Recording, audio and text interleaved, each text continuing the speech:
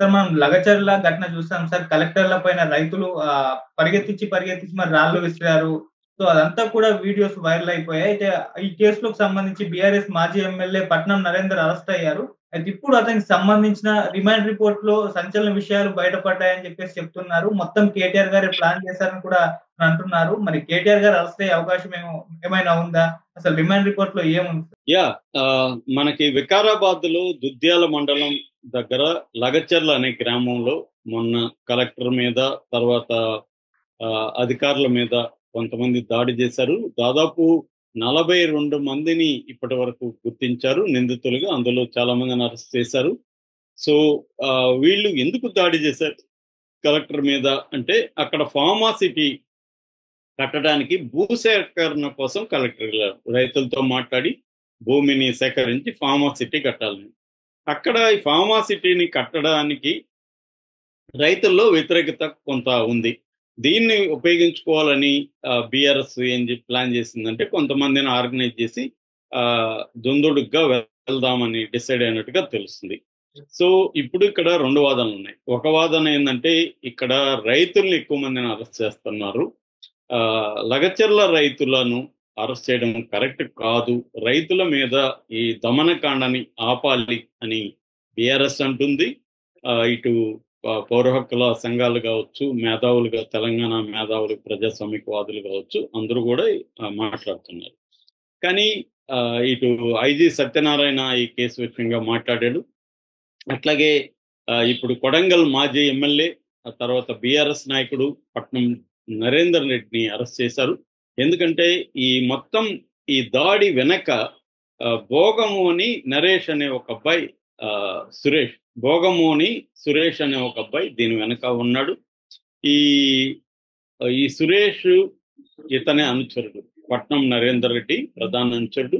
వాళ్ళిద్దరికీ phone calls చూస్తే దాదాపు 84 కాల్స్ వాళ్ళిద్దరూ దాడి జరగక ముందు చేసుకున్నారు. ముఖ్యంగా 2వ తేదీ నుంచి 9వ తేదీ లోపల 34 కాల్స్ చేసుకున్నట్టుగా అర్థమవుతుంది.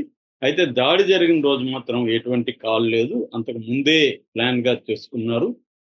ఇదంతా కూడా కేటీఆర్ ఆధ్వర్యంలోనే పట్నం నరేందర్ రెడ్డి కేటీఆర్ అప్పగించాడు అని రిమాండ్ రిపోర్ట్ లో కేటీఆర్ పేరు కూడా చేర్చారు. అంటే ఈ కేసులో కూడా కేటీఆర్ ని అరెస్ట్ చేసే అవకాశం ఉంది.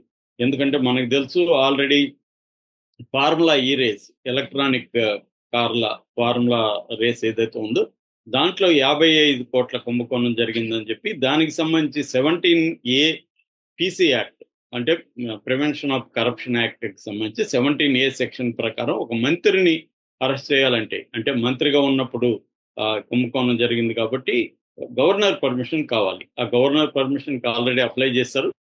అది రాగానే ఆయన అరెస్ట్ చేసే అవకాశం ఉంది. కానీ ఇప్పుడు ఈ కేసులో గవర్నర్ పర్మిషన్ అవసరం లేదు లగచర్ల కేసులో. ఎందుకంటే ఆయన మంత్రి కాదు, ఓన్లీ ఎమ్మెల్యే. ఆయన్ని అరెస్ట్ చేయడం పెద్ద విషయం కాదు. అందుకని ఇప్పుడు ఈ కేసులో కూడా అంటే ఒక పబ్లిక్ సర్వెంట్ మీద దాడి అనేది సీరియస్ అంశం. దీని మీద ఇప్పుడు సీరియస్ గా ఉంది. అందుకనే ఈయన పేరు చేర్చారని చెప్తున్నారు. యాక్చువల్ గా ఐజీ సత్యనారాయణ చెప్పే దాని ప్రకారం హకీంపేట, పోలేపల్లి, తర్వాత పులిచెర్ల, లగచర్ల, రోటి బొండ, తాండా ఈ వీటి దగ్గర నుంచి చాలా మందిని ఆర్గనైజ్ చేసి తీసుకొచ్చారు. ఈ మొత్తం 42 మంది నిందితులను గుర్తించాం. ఇందులో 19 మంది అసలు రైతులే కాదు అని ఐజీ సత్యనారాయణ చెప్తున్నారు. అసలు రైతులే కానప్పుడు వాళ్ళ భూములు ఫార్మ్ ఆఫ్ సిటీకి ఇవ్వాలవద్దనేది కరెక్ట్ కాదని. సో ఇక్కడ క్లియర్ గా మనకు తేలాల్సింది ఏంటంటే రైతుల్ని వేధిస్తుందా రేవంత్ రెడ్డి ప్రభుత్వం, బీఆర్ఎస్ నాయకుల కుట్రని బయట పెడుతుందా? అంటే బీఆర్ఎస్ నాయకులు కుట్ర చేస్తున్నారా అంటే ఉండొచ్చు. ఇప్పుడు ఎప్పుడైనా రైతుల్లో వ్యతిరేకత ఉన్నప్పుడు ఇక్కడ బీఆర్ఎస్ నాయకులు ఈ వ్యతిరేకతను ఉపయోగించుకొని దాన్ని మిలిటెంట్ గా ముందుకు తీసుకెళ్తే రైతులందరిలో రేవంత్ రెడ్డికి వ్యతిరేకత వస్తుంది. ఎందుకంటే గ్రామీణ ప్రాంతాలు బీఆర్ఎస్ ని గట్టిగా వ్యతిరేకించి రేవంత్ రెడ్డిని ఎన్నుకున్నారు ఎన్నికల్లో.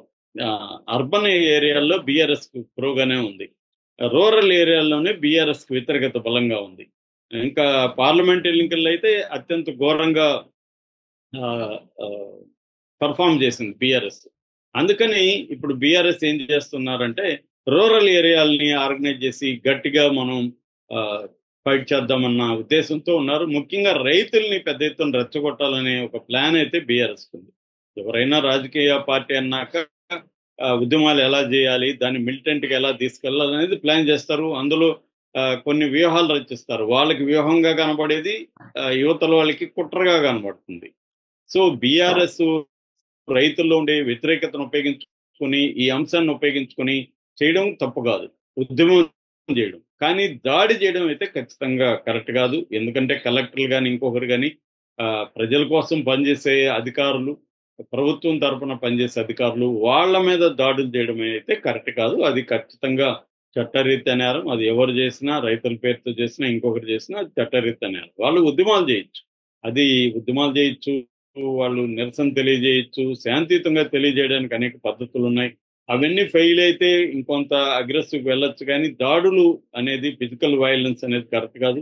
కేసీఆర్ని ఇప్పటికి కూడా తెలంగాణ ఉద్యమంలో ఎందుకు మెచ్చుకుంటారంటే, ఆయన అంత పెద్ద ఉద్యమం జరిగిన ఒక రక్తపు చుక్క చెందకుండా, అంటే వైలెన్స్ జరగలేదు. ఆత్మహత్యలు పెద్ద ఎత్తున జరిగాయి కానీ దాడులు జరగడం, వేరే వాళ్ళని చంపడం జరగలేదు. ఆంధ్రుల ఆస్తుల మీద ధ్వంసం కానీ ఇవేవి జరగలేదు.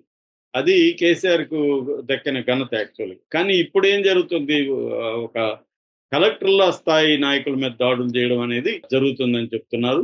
ఇక్కడ ఎట్లాగైతే ఆంధ్రప్రదేశ్లో రాజకీయాలు ఒక యుద్ధము స్థాయికి తీసుకెళ్లిపోయి నువ్వా నేనా హోరా హోరా పోరాటం ఎలా జరుగుతుందో, ఇక్కడ కూడా తెలంగాణలో కూడా రేవంత్ రెడ్డి ఎట్టి పరిస్థితుల్లో తగ్గట్లేదు. ఇటు కేటీఆర్, హరీష్ రావు కూడా తగ్గట్లేదు.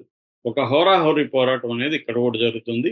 దీని వెనకుండి కేసీఆర్ నడిపిస్తున్నాడు.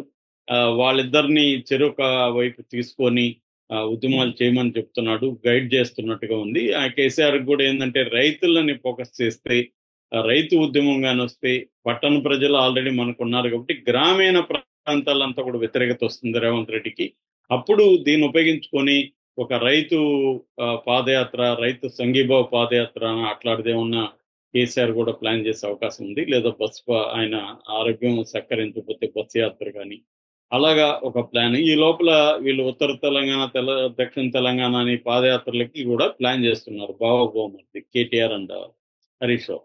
అయితే రేవంత్ రెడ్డి వ్యూహం ఏంటంటే, ఈ వైలెన్స్ ను ఉపయోగించుకొని కేటీఆర్ని కానీ జైల్లో వేసేస్తే, బెయిల్ త్వరగా రాకపోతే హరీష్ రావుని, కేటీఆర్ని కానీ ఏదో కేసులు ఇరికించి జైళ్లలో పెట్టేస్తే, కేసీఆర్ని బయటికి రప్పిస్తే కేసీఆర్ అంతా అప్పుడు చూడొచ్చు అనేది రేవంత్ రెడ్డికి ఉన్న ప్లాన్. రేవంత్ రెడ్డికి ఏంటంటే కేసీఆర్ని దెబ్బ కొట్టాలనేది రేవంత్ రెడ్డికి టార్గెట్. అయితే డైరెక్ట్గా కేసీఆర్ జోలికి ఇప్పుడు వెళ్తే అతను బలహీనంగా ఉంటాడు, అనారోగ్య సమస్యలు, ప్రజల్లో సింపతి వచ్చే అవకాశం ఉంది. ఎందుకంటే ఆల్రెడీ జగన్ చేసిన తప్పు చంద్రబాబుని అరెస్ట్ చేయడం వల్ల సింపతి వచ్చింది. చంద్రబాబు అన్న physically strong, mentally strong. KCR physically very వీక్గా ఉంటాడు. ఆయనకి ఇంకా సింపతి వచ్చే ఆ విజువల్స్ అంతా బయట రేపు పొద్దున ఆయన పడిపోవచ్చు, అనారోగ్యం అని అనొచ్చు, ఇంకోటి జరుగుతుంది. అందుకని రేవంత్ రెడ్డి స్ట్రాటజిక్గా వెళ్తున్నాడు. ముందు కేటీఆర్ని దెబ్బకొట్టి హరీష్ రావుని దెబ్బ కొట్టగలిగితే వీళ్ళకి అంత సింపతి రాగదు. ఎందుకంటే మనకు తెలుసు 5.5 నెలల జైల్లో ఉన్న కవితకి ఒకే ఒక వ్యక్తి కూడా సింపతి తెలియజేసింది మనకు కనిపించలేదు. బీఆర్ఎస్ని వదిలేస్తే ఎవరు బీఆర్ఎస్ శ్రేణులు కూడా పెద్ద ఎత్తున ఉద్యమాలు ఏం చేయలేదు. కాబట్టి కేటీఆర్ని హరీష్ రావుని చేస్తే ప్రజల్లో సింపతి రాదు.